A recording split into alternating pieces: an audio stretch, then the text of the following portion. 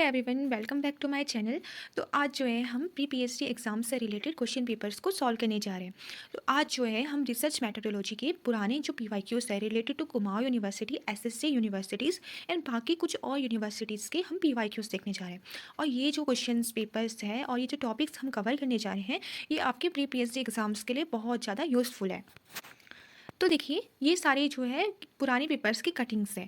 और आज जो है हम सारे पीवाईक्यूज को सॉल्व नहीं कर रहे हैं। आज हम एक सर्टेन कुछ टॉपिक्स को सॉल्व करने जा रहे हैं, जैसे रिसर्च प्रॉब्लम क्या होती है, रिसर्च के ऑब्जेक्टिव्स क्या होते हैं, type of research, significance of research, AIIMS, technique of defining research problem और ऐसे ही कुछ क्वेश्चंस जो कि पीवाईक्यूज में काफ़ी बार आ चुके हैं एंड ये रिपीट होते हैं। ठीक है, तो आप अगर ये क्वेश्चंस को सॉल्व कर पाओगे, यानी कि इन क्वेश्चंस को या इस टॉपिक्स को अच्छे से पढ़ लोगे, तो आपके ये पक्का ना पक्का आपके क्वेश्चन पेपर में ज़रूर आएगा और आप उसको अच्छे से लिख लोगे। तो लेट्स स्टार्ट करते हैं रिसर्च से।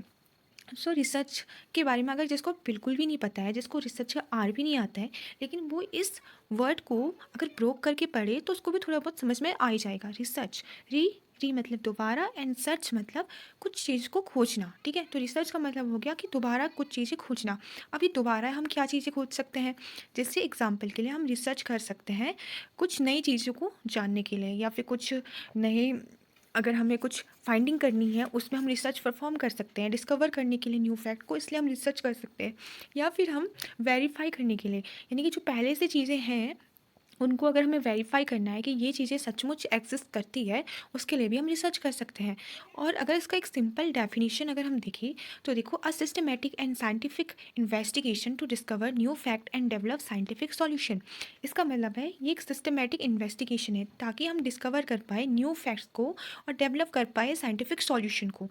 अब ये जो सिस्टमेटिक वर्ड है, इसका मतलब है सिस्टम में करना। सिस्टम का मतलब हो गया स्टेप्स में करना। ठीक है, स्टेप्स में कैसे करेंगे, देखो, वैसे हम इसको जो है लेटर अच्छे से पढ़ेंगे कि क्या क्या सिस्टमेटिक इसके वेज होते हैं, कौन कौन से स्टेप्स होते हैं रिसर्च करने के।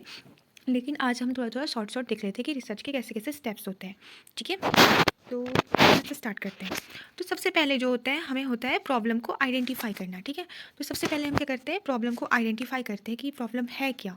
ठीक है, जैसे एग्जांपल के लिए मैंने एक एग्जांपल ले लिया, एक मिनट।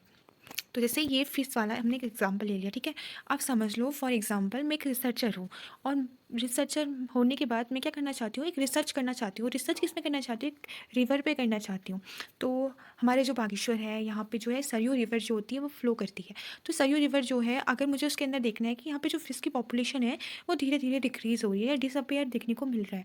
तो अगर इसका जो कॉज है, क्या रीज़न हो सकता है इसके पीछे, उसके लिए ही मैं रिसर्च करना चाहती हूँ। तो ये जो क्वेश्चन है या फिर जो ये जो टॉपिक है कि डिसअपेयर क्यों हो रही है फिश की पॉपुलेशन, ये मेरा रिसर्च प्रॉब्लम हो गया। ठीक है, जब हमने आइडेंटिफाई कर लिया अपना रिसर्च प्रॉब्लम कि हाँ, मुझे ये क्वेश्चन पे आगे रिसर्च करनी है, तो रिसर्च प्रॉब्लम आइडेंटिफाई करने के बाद हम करते हैं perform literature review. Literature review हम क्यों परफॉर्म करते हैं, इसका दो रीज़न हो सकता है। एक रीज़न तो ये है कि हमें पता चल जाएगा कि हमारा जो रिसर्च टॉपिक है उस पर किसी और ने कोई रिसर्च तो नहीं करी है। पता चला हमने पूरा रिसर्च कर लिया, रिसर्च करने के बाद कुछ टाइम बाद हमें पता चला कि उस पर ऑलरेडी रिसर्च हो चुकी है, तो फिर हमने जो इतना मेहनत से वर्क करा है इसका तो कोई फ़ायदा नहीं रहेगा। इस वजह से चेक करने के लिए कि जिस रिसर्च पे हम वर्क कर रहे हैं वो किसी और ने परफॉर्म पहले कर लिया या नहीं कर लिया है, इसके लिए हम लिटरेचर रिव्यू परफॉर्म करते हैं। इसके अलावा एक और रीज़न हो सकता है कि जैसे एग्जांपल, मुझे सरयू रिवर पे अपना वर्क मैं करना चाह रही हूँ, लेकिन हो सकता है कि सरयू रिवर से रिलेटेड कुछ वर्क पहले से किए गए हों, जैसे कि वाटर क्वालिटी से रिलेटेड किया गया हो। क्योंकि देखो, बहुत सारी मतलब गवर्नमेंट भी जो होते हैं ना, वो भी रिसर्च करती है अपने साथ साथ। ठीक है, तो वो भी रिसर्च करती है वाटर पैरामीटर्स को चेक करना कि क्या क्या चीज़ें हैं, और फिश डिपार्टमेंट भी होता है हर एक डिस्ट्रिक्ट में, तो वो भी चेक करती है कि कौन कौन सी फिशेस पाई जाती है हमारे यहाँ के रिवर्स पे। तो वो भी अपने साथ साथ में जो है रिसर्च करती है। इसके अलावा हो सकता है कि कुछ और किसी और रिसर्चर ने कुछ रिसर्च करा हो सरयू रिवर पे, ऑलरेडी वहाँ की फिशेस के बारे में कुछ करा हो, तो वो सारी चीज़ें जो है वो भी हमारे लिए बहुत यूज़फुल हो सकती है, ताकि हम अपना रिसर्च और अच्छे से कर पाए। और वो जो चीज़ें पहले से हो चुकी है रिसर्च, वो हमारे रिसर्च को वैलिडेट कर सकती है, हमारे रिसर्च जो हम वर्क कर रहे हैं उसको वैलिडिटी दे सकते हैं कि हाँ, ये चीज़ें जो है ये एक्सेस करती है और ये ये चीज़ें हो सकती है, ठीक है। तो इस वजह से तो ये 2 रीज़न हो सकते हैं लिटरेचर रिव्यू करने के, ठीक है। तो हमने सबसे पहले हमने क्या किया, रिसर्च प्रॉब्लम आइडेंटिफाई की, देन हमने जो है लिटरेचर रिव्यू करा। उसके बाद हम क्या करेंगे, हाइपोथेसिस जो है वो प्रिपेयर करेंगे। हाइपोथेसिस मीन्स हम क्या करेंगे, कुछ एजम्पशन लगाएंगे, ठीक है। Assumptions okay.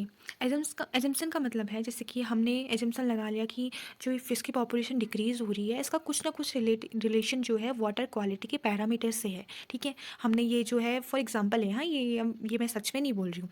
तो हमने एग्जांपल ले लिया कि ऐसा हो सकता है कि वाटर की पैरामीटर्स में चेंजेस आ रहे हैं, जिस वजह से फिश की पॉपुलेशन भी जो है डे बाई डे जो है डिक्रीज़ होते जा रही है। ये एक रीज़न हो सकता है। ये हमने एजम्पशन लगा लिया खुद से एक, ठीक है। तो ये एक हाइपोथेसिस हो गई। इसके बाद जो है हम अपने रिसर्च को डिज़ाइन करेंगे, ठीक है। रिसर्च डिज़ाइन एंड मेथड जो है उसको डिज़ाइन करेंगे। इसके बाद फिर हम डाटा कलेक्शन करेंगे। रिसर्च डिज़ाइन में हम क्या करेंगे कि हम ये डिसाइड करेंगे कि किस तरह से हम डाटा का कलेक्शन करेंगे, किस तरह से उसको एनालाइज करेंगे, कौन से मेथड्स का हम यूज़ करेंगे, कौन से टूल्स का हम यूज़ करेंगे। तो ये सारी इसके अंदर आती है। तो हमने जैसे रिसर्च डिज़ाइन हमने कर लिया, उसके बाद हम डाटा कलेक्शन करेंगे। डाटा कलेक्शन के बाद हम जो है डाटा एनालाइज करेंगे। उसके बाद जो है टेस्ट यूज़ करेंगे बहुत सारे, एंड देन लास्ट में हमारा रिजल्ट आएगा।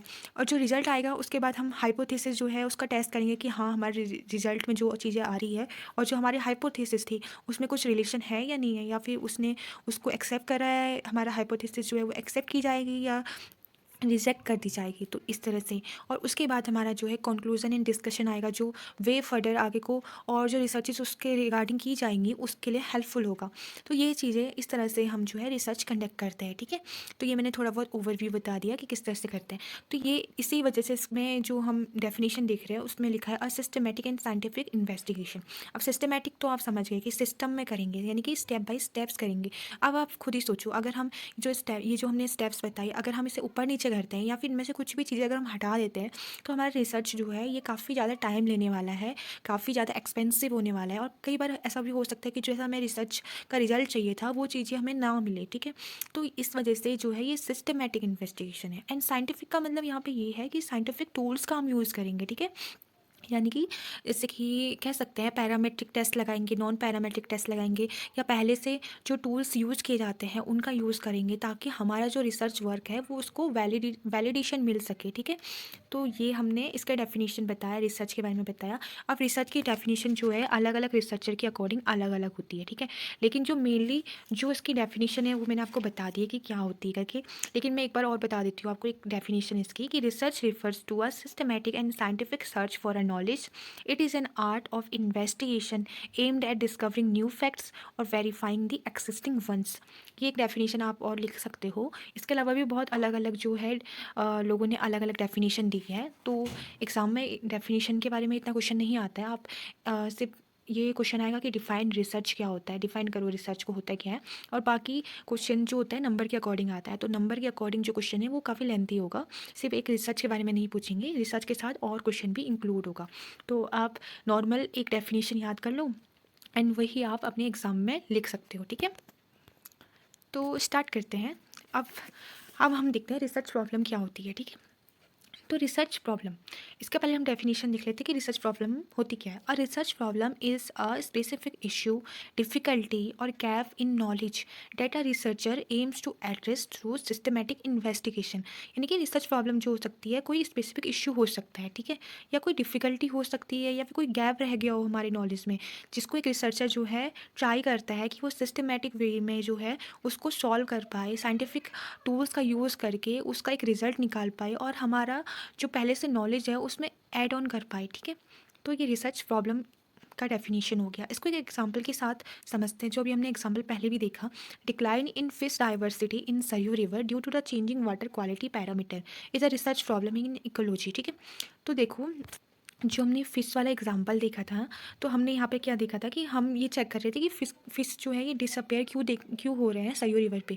तो ये भी एक रिसर्च प्रॉब्लम के अंदर हम इसको इंक्लूड कर सकते हैं, क्योंकि ये एक स्पेसिफिक इश्यू है जो देखा जा रहा है। और ये जो है ये देखने का मतलब ये जो चीज़ें हो रही है ये कहीं ना कहीं हमारी बायोडाइवर्सिटी जो है वाटर की उसको इफेक्ट कर रही है, और कहीं ना कहीं हमारे या ह्यूमन के थ्रू या कुछ नेचुरल फिनोमिना के थ्रू ही कुछ डिस्टर्बेंस देखने को मिल रहा है, जिसकी वजह से फिश की पॉपुलेशन में भी चेंजेस आ रहे हैं। तो ये एक स्पेसिफिक इश्यू के अंदर हम ले सकते हैं। तो ये हमारा रिसर्च प्रॉब्लम हो सकता है। इसके अलावा हो सकता है कि कोई गैप रह गया होगा। गैप का मतलब ऐसे कह सकते हो कि पहले जैसे कि एग्जांपल डीएनए से रिलेटेड बहुत सारी रिसर्च की गई है, ठीक है, डीएनए से रिलेटेड, लेकिन आपने कुछ नया आइडेंटिफाई कर लिया। जैसे टाइप्स ऑफ डीएनए देख लो आप, बी डीएनए, सी डीएनए, ए डीएनए। तो देखो जब स्टार्टिंग में जब डीएनए जो है उसके बारे में लिखा गया था, जब उनकी थ्योरीज आई थी, तो उस टाइम पे सिर्फ बी डीएनए के बारे में ही जानते थे मेनली, जो है इतने इतने टाइप्स नहीं पता था डीएनए के, इतने टाइप्स होते हैं करके। लेकिन धीरे धीरे जब साइंटिफिक इन्वेस्टिगेशंस की गई, बहुत सारे रिसर्च किए गए, उस टाइम पे जो है धीरे धीरे उसके टाइप्स भी देखने को मिले कि और टाइप्स के भी होते हैं डीएनए। जेड डीएनए होता है, ये डीएनए होता है, अलग अलग कंडीशन में पाया जाता है, उसके अलग अलग फंक्शन वो परफॉर्म करता है, अलग अलग फ़ायदे भी होते हैं। तो ये जो चीज़ें हैं ये गैप था, ठीक है, जिसको हमने धीरे धीरे रिसर्च करते करते जो है आइडेंटिफाई किया और ऐड ऑन किया अपनी नॉलेज को। तो आप एक जो है रिसर्च प्रॉब्लम के बारे में सिंपल सा डेफिनेशन लिख सकते हो और उसको एग्जाम्पल के साथ भी समझा सकते हो, ठीक है। अब हम देखते हैं ऑब्जेक्टिव ऑफ रिसर्च, ठीक है। तो बहुत सारे ऑब्जेक्टिव हो सकते हैं रिसर्च के, जैसे कि टू डिस्कवर न्यू फैक्ट और verify the old fact, to analyse relationship between variable, मतलब एक वेरिएबल में चेंजेस आ रहा है तो दूसरे में भी चेंजेस आ जा रहा है, तो ये भी हो सकता है। इसके अलावा to find solution to a problem, to develop new tools, concept or theories, to add in decision making and policy formulation. For example, यहाँ पे एक एग्जाम्पल भी लिखा है, जैसे to analyse the seasonal variation in dissolve oxygen in pH of the Saryu river. ये जो example है ये आप इसको रिलेट कर सकते हो, जो सबसे सेकंड वाला हमने लिखा है to analyse relationship between variable. क्योंकि देखो अब क्या है, यहाँ पे सीजनल वेरिएशन जब आ रहा है, सीजन के अकॉर्डिंग डिजॉल्व ऑक्सीजन में जब चेंजेस आ रहा है या पीएच में चेंजेस आ रहा है सरयू रिवर के, तो उसकी वजह से जो प्लैंकटन है उनकी कंपोजिशन में कैसे चेंजेस देखने को मिल रहे हैं। तो ये जो है ये भी एक ऑब्जेक्टिव हो सकता है। इसके अलावा एक मिनट, इसके अलावा और भी इसके ऑब्जेक्टिव हो सकते हैं। तो अगर हम मेनली अपने ऑब्जेक्टिव यानी कि जैसे हमने जो रिसर्च प्रॉब्लम निकाला, रिसर्च जिस पे करना है उसको हम जो है डिवाइड कर सकते हैं दो टाइप से। एक हो सकता है जनरल ऑब्जेक्टिव, यानी कि हम पूरा पूरा रिसर्च कर रहे हैं, और एक हो सकता है स्पेसिफिक ऑब्जेक्टिव, जिसे एग्जांपल के साथ हम समझते हैं। जैसे अगर हमें जनरल ऑब्जेक्टिव देखना है, जैसे कि हमने ecological health of Saryu river पे हमने रिसर्च करी, जैसे कि पूरा पूरा इकोलॉजिकल, मतलब इसका मतलब ये है सरयू रिवर जो है उसके अंदर हमने फिशेस के ऊपर भी रिसर्च करी, मतलब अपना पूरा जो रिसर्च वर्क करा उसमें हमने फिशेस के बारे में भी लिखा है, इसके अलावा प्लैंकटन्स के बारे में लिखा है, इसके अलावा फिजिकल जो पैरामीटर्स है उसके बारे में भी लिखा है। तो ये एक जनरल ऑब्जेक्टिव हो सकता है या ब्रॉड ऑब्जेक्टिव हो सकता है। अब अगर हमें एग्जाम्पल देखना है स्पेसिफिक ऑब्जेक्टिव का, तो ये हो सकता है कि हम स्टडी कर रहे हैं प्लैंकटन के कंपोजिशन के बारे में, यानी कि हमने पूरा चीज़ों के बारे में नहीं देखा, हमने सिर्फ एक प्लैंकटन के बारे में ही रिसर्च करी।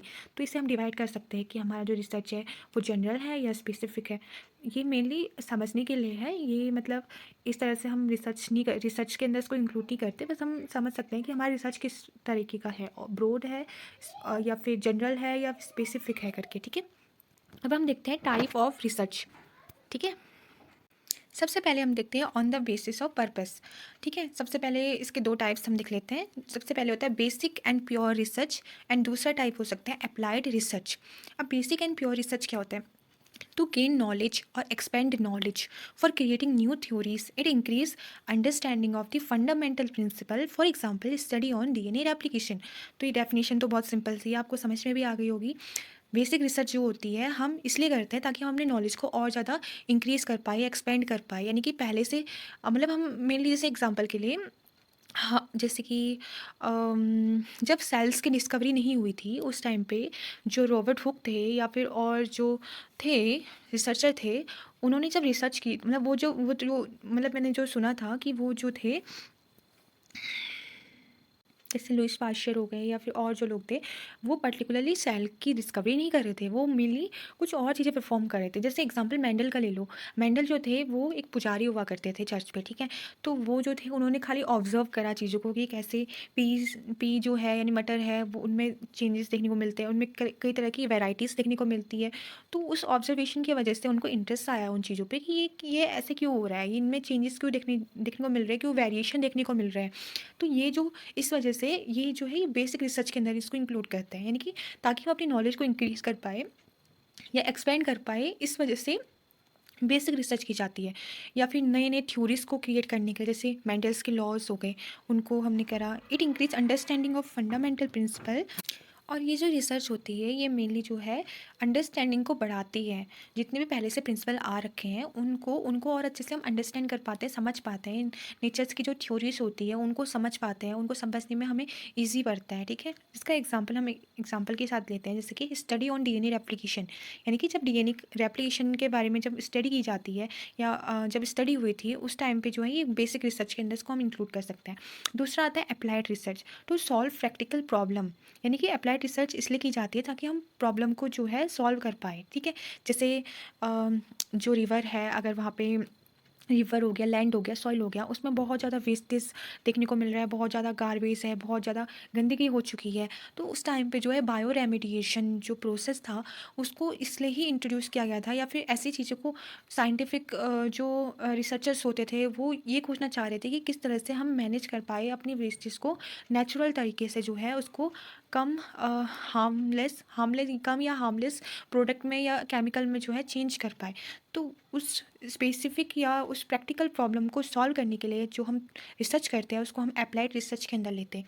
It is use for real world issue और improve real world condition. For example, developing a new bioremediation method for polluted water. For example, हमारा जो सरयू रिवर है, अगर हमें पता चला कि जो फ़िश की पॉपुलेशन कम हो रही है, ये पॉल्यूशन की वजह से हो रही है। अब बायो रेमिडिएशन जो प्रोसेस होती है वो भी अलग अलग टाइप की होती है ना। तो अब जैसा हमारा यहाँ पूरा जियोग्राफिकल एरिया है, उसके अकॉर्डिंग ही हम जो है बायो रेमिडिएशन मेथड यूज़ कर पाएंगे। तो अगर हमें डेवलप करना है, इसके अकॉर्डिंग एक नया बायो रेमिडिएशन प्रोसेस करना है, तो उसमें जो हम रिसर्च करेंगे उसको हम अप्लाइड रिसर्च के अंदर लेंगे। तो आई होप आपको बेसिक एंड अप्लाइड रिसर्च के बारे में थोड़ा बहुत समझ में आ गया होगा कि बेसिक रिसर्च का मतलब है कि जो हम मेनली ऐसे ही परफॉर्म करते हैं ताकि हम अपनी नॉलेज को और इंक्रीज़ कर पाए, या फिर कुछ नए फैक्ट हमें पता चल गए जो पहले से नहीं थे पता हमें, उसके लिए। ठीक है, और अप्लाइड रिसर्च का हमने बोला कि हमें पता है कॉज की, मतलब प्रॉब्लम क्या है ये हमें पता है। अब हम उस प्रॉब्लम को सॉल्व करने के लिए हम रिसर्च कर रहे हैं, उसके लिए सॉल्व करने के लिए अलग अलग टूल्स बना रहे हैं, या कुछ रिसर्च के थ्रू कुछ नया जनरेट करना चाह रहे हैं, तो उस वो जो रिसर्च होगी उसको हम अप्लाइड रिसर्च बोलेंगे। ठीक है, ये तो था बेसिस ऑफ पर्पस। क्या पर्पस है हमारा रिसर्च करने का? बेसिक है, मतलब ऐसे ही हम कोई भी रिसर्च करना चाह रहे हैं, जो चीज़ें नहीं पता उसके बारे में जानना चाह रहे हैं, या अप्लाइड है यानी कि प्रॉब्लम को सॉल्व करने के लिए करना चाह रहे हैं। अब बात करते हैं on the basis of method. Method के बेसिस में जो है बहुत सारे टाइप्स के जो होते हैं रिसर्च होते हैं। ठीक है, अब वन बाय वन इनको हम पढ़ते हैं। सबसे पहले बात करते हैं डिस्क्रिप्टिव रिसर्च की। डिस्क्रिप्टिव रिसर्च जो होती है ये डिस्क्राइब एक्सिस्टिंग फिनोमिना और condition. For example, survey on biodiversity in a river. तो जो डिस्क्रिप्टिव रिसर्च होती है ये खाली डिस्क्राइब करती है फिनोमिना को, जो या फिर कोई कंडीशन है उसको खाली डिस्क्राइब करती है। इसका मतलब है जैसे फॉर एग्जाम्पल अभी हमने सरयू रिवर के बारे में देखा। ठीक है, ठीक है, तो हमने कहा सरयू रिवर में फ़िश की बायोडाइवर्सिटी जो है कम हो रही है। तो हमने खाली डिस्क्राइब कर दिया, अपने रिसर्च में लिख दिया कि हाँ ये जो फ़िश है इनकी पॉपुलेशन जो है डिक्रीज़ हो रही है डे बाय डे। अब हमने उसमें कुछ एक्सपेरिमेंट नहीं करा, हमने कुछ नया उस पर फाइंड नहीं किया, ना उसमें हमने ये फाइंड करने की कोशिश की कि कॉज क्या है, इफेक्ट क्या हो रहा है, ये कुछ नहीं। हमने खाली डिस्क्राइब कर दिया उस फिनोमिना को, तो उसको हम बोलते हैं डिस्क्रिप्टिव रिसर्च। इसका एक और एग्जाम्पल हमने यहाँ लिखा है, सर्वे on biodiversity in a river. ठीक है, दूसरी बात करते हैं, दूसरा जो रिसर्च का टाइप है वो है एनालिटिकल रिसर्च। ठीक है, ये क्या कहता है, uses existing data to make evaluation और to analyse relationship between two variable. यानी कि ये यूज़ करता है एक्सिस्टिंग डाटा, यानी कि जो पहले से डाटा पहले से अवेलेबल है उनका यूज़ करेगा ताकि इवेल्युएट कर पाए और एनालाइज कर पाए रिलेशनशिप जो है दो वेरिएबल्स के बीच में। यानी कि कहीं ना कहीं देखो एक्सिस्टिंग डाटा का यूज़ कर रहा है, तो कह सकते हैं कहीं ना कहीं डिस्क्रिप्टिव रिसर्च के जो रिजल्ट आया होगा, या उसकी जो जो उन्होंने डिस्क्राइब किया होगा उसका ये यूज़ कर रहा है। ठीक है, उसके बाद ये इवेलुएट कर रहा है कि क्या चीज़ें हुई हैं, देन उसको एनालाइज कर रहा है, फिर रिलेशनशिप निकाल रहा है दो वेरिएबल्स के बीच में, जैसे कि वाटर क्वालिटी पैरामीटर हो गया और फिश की पॉपुलेशन में इसने रिलेशनशिप निकाला। ठीक है, तो फॉर एग्जांपल यहाँ पे एक और एग्जांपल लिखा है, relationship between DO level, dissolve oxygen level and fish type. ठीक है, या statistical analysis of water quality data. ठीक है, ये आपके एग्जांपल हो गए। इसके बाद बात करते हैं एक्सपेरिमेंटल रिसर्च की। इसके डेफिनेशन लिखते हैं, manipulate variable under controlled condition, test hypothesis with measurable data. ठीक है, अब ये क्या करेगा, मैनिपुलेट करना वेरिएबल्स को अंडर कंट्रोल कंडीशन। इसका मतलब है कि अब हम एक्सपेरिमेंट पे फोकस कर रहे हैं। अब हम क्या कर रहे हैं, वाटर सैंपल को वहाँ से कलेक्ट कर रहे हैं, उसमें फिजिकल पैरामीटर्स को एनालाइज कर रहे हैं, बहुत सारे मेथड्स के थ्रू अलग अलग चीज़ें वेरिएबल्स निकाल रहे हैं, जैसे पीएच देख रहे हैं, टेम्परेचर देख रहे हैं, इन चीज़ों को देख रहे हैं एंड उसको उस वैसे ही कंडीशन हम एक लैब में बनाने की कोशिश कर रहे हैं एंड उसी फिश को वहाँ पे सर्वाइव कराने की कोशिश कर रहे हैं। फॉर एग्जाम्पल ऐसा हम करना चाह रहे हैं, ठीक है, ताकि ताकि हम एक्सपेरिमेंट्स के थ्रू देख पाएँ कि इसमें क्या चेंजेस आ रहे हैं, इस पानी में क्या प्रॉब्लम है जिस वजह से जो फिश है इनकी पॉपुलेशन जो है वो डिक्रीज़ हो रही है। या फिर जो हमने हाइपोथेसिस दे दी, जैसे एग्जांपल मैंने बोल दिया कि बहुत ज़्यादा पॉल्यूशन है सरयू रिवर पे, इसके वजह से वाटर के अंदर सरयू रिवर के अंदर जो है फिश की पॉपुलेशन डिक्रीज़ हो रही है। तो ये तो मेरी हाइपोथेसिस हो गई, ये मेरी अजम्पशन हो गई है। तो इसको टेस्ट करने के लिए एक मेजरेबल डाटा, यानी कि जो हमने अभी लैब में हमने उसको परफॉर्म किया, देन वहाँ से कैलकुलेशन करी, देन रिजल्ट निकाला, एक मेजरेबल डाटा हमने निकाला, उसको टेस्ट करा, हमने हाइपोथेसिस को टेस्ट किया कि जो हमने हाइपोथेसिस दी है वो सही है नहीं है। ये सारा जो है हम एक्सपेरिमेंटल रिसर्च में करते हैं। फॉर एग्जाम्पल हमने यहाँ पे एक और एग्जाम्पल लिखा है, testing fish tolerance to differentiate pH level, यानी कि हम टेस्ट कर रहे हैं कि पीएच फिश का जो है टॉलरेंस क्या है अलग अलग पीएच में, तो ये हम एक्सपेरिमेंट कर रहे हैं, ठीक है। अगला आता है exploratory research, preliminary study to understand a problem और एक्सप्लोर न्यू और अननोन प्रॉब्लम, ठीक है। तो इसको हमने क्या लिखा, preliminary study to understand the problem, यानी कि पहले हम एक कोई स्टडी कर रहे हैं ताकि हम अंडरस्टैंड कर पाए कि प्रॉब्लम है क्या, एंड या फिर एक्सप्लोर कर रहे हैं न्यू और अननोन प्रॉब्लम को, यानी कि जिसके बारे में पहले कुछ हम जानते नहीं थे उसके बारे में हम एक्सप्लोर कर रहे हैं, ठीक है। ये होता है exploratory research. For example investigating unknown pollutant entering the river, initial survey before detailed river assessment, ठीक है। तो अगर आपको ये समझ में नहीं आया तो मैं इसको भी एक एग्जांपल के साथ लेके चलती हूँ, जैसे कि फॉर एग्जांपल अगेन हम सरयू रिवर पे आते हैं। तो अगेन हमने सरयू रिवर ले लिया और हमने देखा कि एग्जांपल 2000 में हमने कोई डाटा, क्या बताओ, ऐसा समझ लो, ऐसा है नहीं वैसे, लेकिन 2000 में समझ लो कोई डाटा पब्लिश हो रखा है फिश की पॉपुलेशन से रिगार्डिंग। और अभी का जो डाटा है हमने पूरा एक्सपेरिमेंट करा, एक्सपेरिमेंट करने के बाद हमने डाटा निकाला, देन हमने देखा कि वाटर की क्वालिटी में भी कुछ ना कुछ चेंजेस आए हैं जिस वजह से फ़िश की पॉपुलेशन में भी कुछ ना कुछ चेंजेस आए हैं। फिर हमने आइडेंटिफाई करने की कोशिश की, एक्सप्लोर करा कि क्या चीज़ें हो सकती है जिसकी वजह से वाटर में चेंजेस आए। फिर हमने ये आइडेंटिफाई कर लिया कि कुछ नया केमिकल जो है या कुछ नया पॉल्यूटेंट जो है ये कहीं ना किसी सोर्स से जो है रिवर में एंटर कर रहा है, जिसकी वजह से जो है हमारी जो फ़िश की पॉपुलेशन है वो डे बाय डे जो है डिक्रीज़ हो रही है। तो इसको हम बोलते हैं एक्सप्लोरेटरी रिसर्च, यानी कि हम क्या कर रहे हैं, एक्सप्लोर कर रहे हैं चीज़ों को। मतलब हमारा गोल ये नहीं है कि ये देखना कि फ़िश की पॉपुलेशन क्यों कम हो रही है, हमारा गोल है कि हम एक्सप्लोर कर रहे हैं कि क्या चीज़ें हो रही हैं, मतलब क्या चीज़ें किसको इफ़ेक्ट कर रही हैं, ठीक है। तो या फिर ऐसे भी हो सकता है, या फिर ऐसे हो सकता है कि हम प्रीलिमिनरी कोई स्टडी कर रहे हैं, यानी जैसे कि हमने एग्जाम्पल अगेन फ़िश को ले लो और वाटर को ले लो, सरयू रिवर ले लिया हमने, ठीक है। हम खाली एक्सप्लोर कर रहे हैं, स्टडी कर रहे हैं। हमने कहा कि हमें यार जैसे एग्जांपल हम फिशरी वाले हैं, ठीक है, और हमें जो स्टडी करनी है वो रिवर पे करनी है। अब हमें पता चल गया हम सरयू रिवर पे स्टडी करने वाले हैं। अब हमें ये नहीं पता कि सरयू रिवर में स्टडी क्या करें, तो हम क्या करेंगे, रिव्यू ऑफ लिटरेचर निकालेंगे, अलग अलग चीज़ें हम देखेंगे, एक्सप्लोर करेंगे कि क्या क्या चीज़ें हुई हैं, क्या क्या चीज़ें नहीं हुई हैं। उसके बाद जो हमें अच्छा लगा, कोई टॉपिक हमें, कोई हमने रिसर्च प्रॉब्लम हमने चूज़ कर लिया, उसके बाद हम देख रहे हैं कि क्या-क्या चीज़ें हम इस पर कर सकते हैं। फिर हम फील्ड एरिया में जा रहे हैं, फिर एक्सप्लोर कर रहे हैं, वहाँ के सैंपल्स को कलेक्ट कर रहे हैं, फिर अलग-अलग तरीके से उसको चेक कर रहे हैं, फिश को देख रहे हैं। धीरे-धीरे करके हमें अपना प्रॉब्लम या जो हमने क्वेश्चन था उसको हम धीरे-धीरे करके आइडेंटिफाई कर रहे हैं। यानी कि पहले हम खाली एक्सप्लोर कर रहे हैं चीज़ें, सरयू रिवर से रिलेटेड, एंड धीरे-धीरे स्टेप बाय स्टेप हम क्लोज़ जाते जा रहे हैं अपनी प्रॉब्लम को आइडेंटिफाई करने की, ठीक है। तो आई थिंक थोड़ा बहुत आपको समझ में आया होगा एक्सप्लोरेटरी रिसर्च होती क्या है। इसके बाद बात करते हैं quantitative research based on numerical data, for example measuring dissolve oxygen और कंडक्टिविटी। ये तो बहुत सिंपल है, क्वांटिटी क्वांटिटी यानी न्यूमेरिकल डाटा से रिलेटेड कुछ चीज़ें, ठीक है।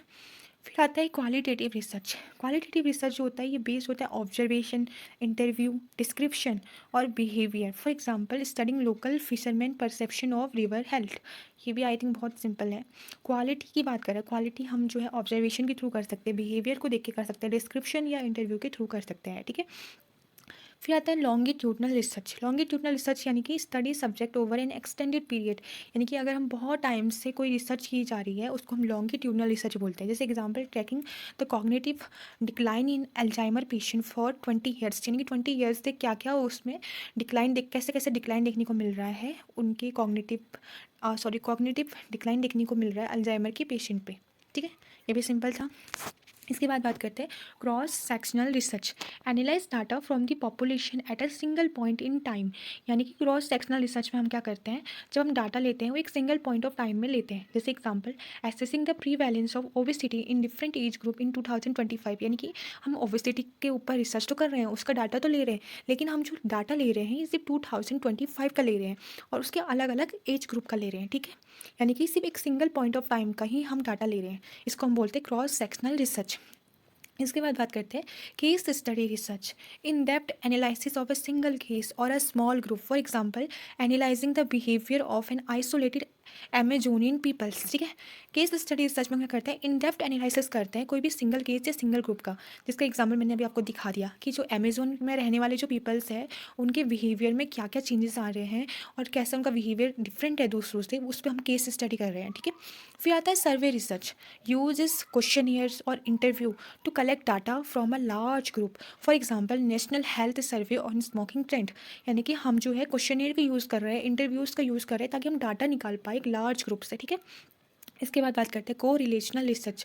Examining relationship between variable without proving causation, for example studying the correlation between sleep duration and academic performance. यानी कि हम यहाँ पे जो है एग्जामिन कर रहे हैं relationship between two variable without proving causation, यानी कि क्या इसका कॉज है ये हमें हमें आइडेंटिफाई नहीं करना है, हमें सिर्फ ये आइडेंटिफाई करना है दो चीज़ों के बीच में क्या रिलेशन है। ठीक है, जैसे इसका एक और एग्जाम्पल हम ले सकते हैं हाइट एंड वेट का एग्जाम्पल, कि बच्चों की जो है हाइट और हाइट जैसे इंक्रीज़ होती है तो वेट में क्या इफेक्ट करता है, वेट भी इंक्रीज़ होता है नहीं होता है।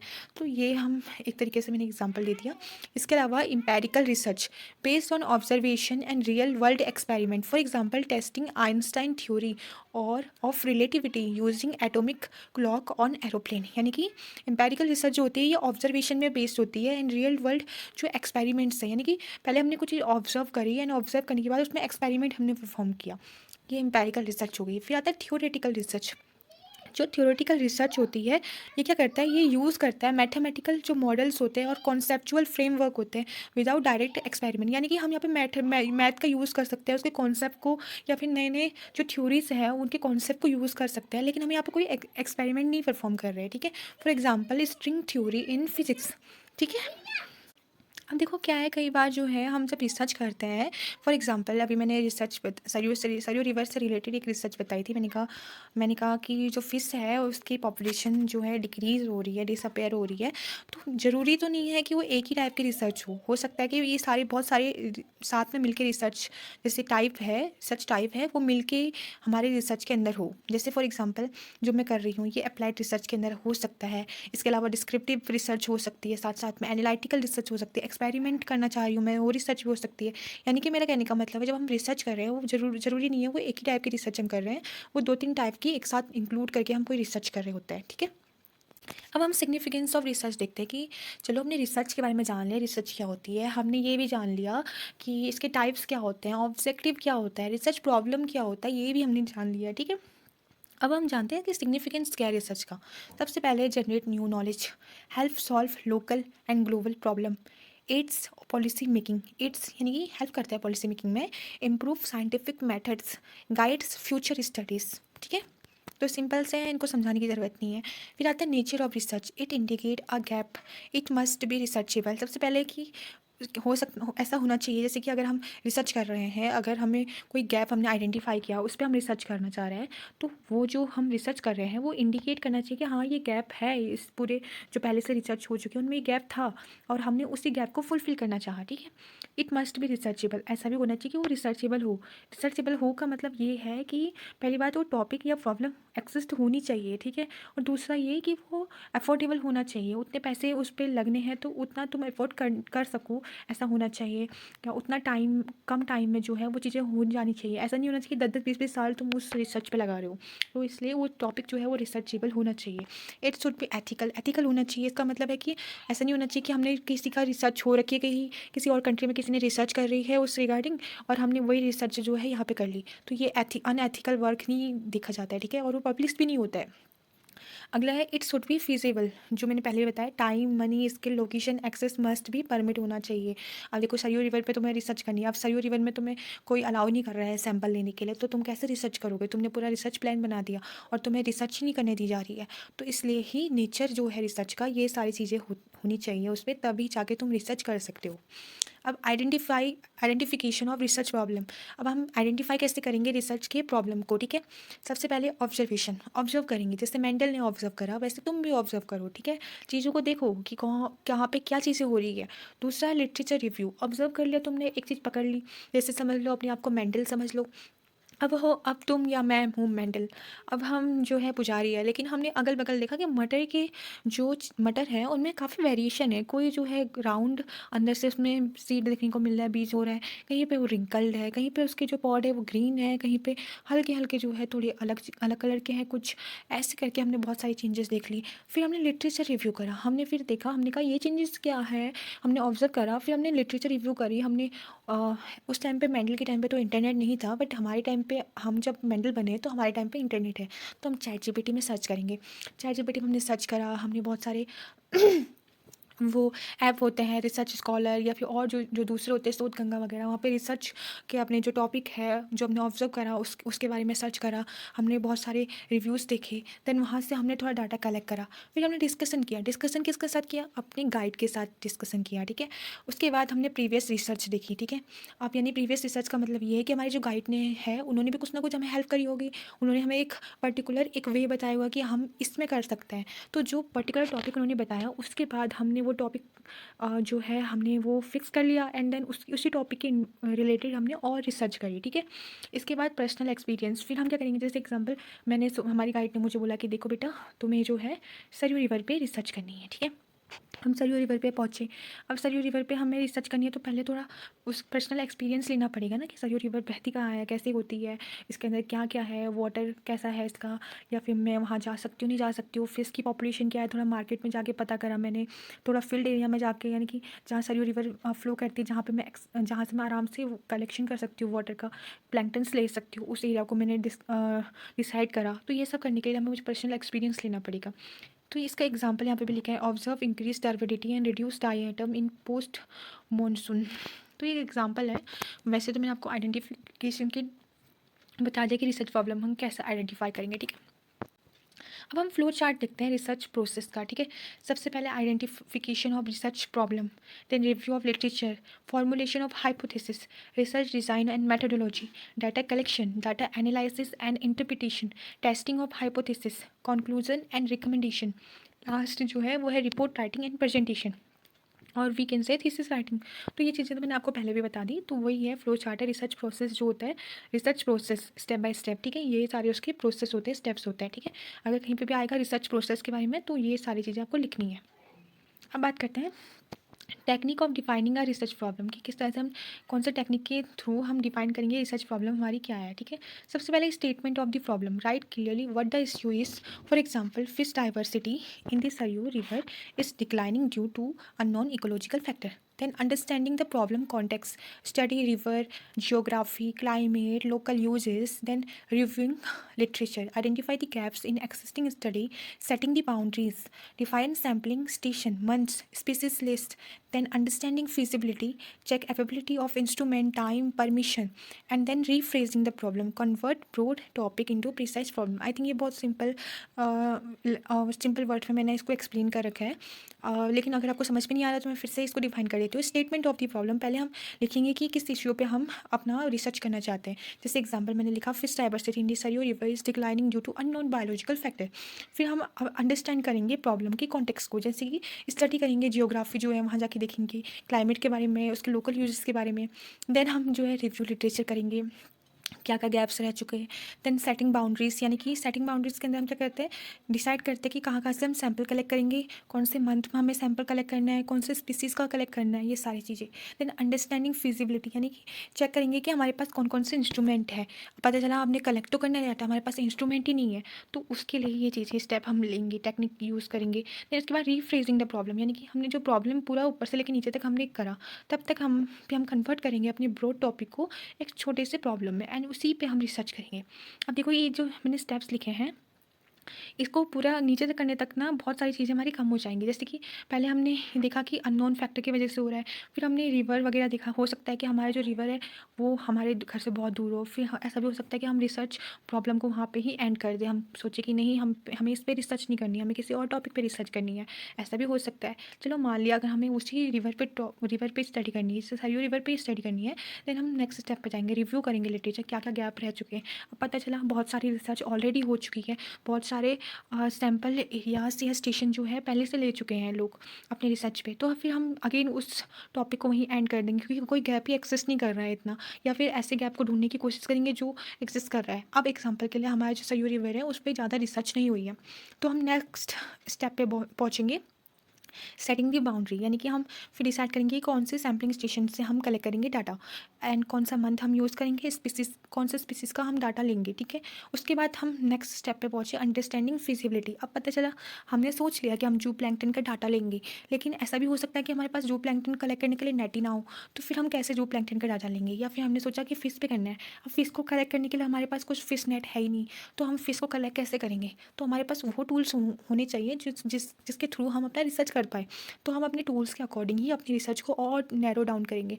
देन लास्ट में हमारा जो बड़ा सा पहले प्रॉब्लम था ना, वो धीरे धीरे नैरो होते होते लास्ट में एक छोटा सा प्रॉब्लम बन जाएगा, एंड उसी छोटे से प्रॉब्लम पे हमें रिसर्च करनी है। फॉर्मुलेशन ऑफ रिसर्च प्रॉब्लम, सबसे पहले आइडेंटिफाई करना ब्रॉड टॉपिक, ब्रेक करना इनको सब एरियाज में, रिव्यू लिटरेचर करना, आइडेंटिफाई करना गैप को, डिस्कस करना अपने एक्सपर्ट के साथ, रिफ्रेम करना into a scientific problem, and last में स्टेट करना कि प्रॉब्लम क्लियरली, यानी कि लास्ट में हमारा जो प्रॉब्लम है उसको छोटा नैरो डाउन हो जाएगा, तो उसको क्लियरली उसको रिफ्रेश करना, एंड देन उसी के ऊपर रिसर्च करना, ठीक है। तो फॉर्मुलेशन मतलब किस तरह से हम रिसर्च प्रॉब्लम को फॉर्मुलेट करेंगे, ठीक है। तो ये तो स्टेप जो है ये बहुत सिंपल है, ये सारे स्टेप्स ये आप आराम से अपनी एग्जाम में लिख लेना। अब लास्ट में हम देखते हैं necessity of defining research problem, ये लास्ट टॉपिक है इस पूरे वीडियो का।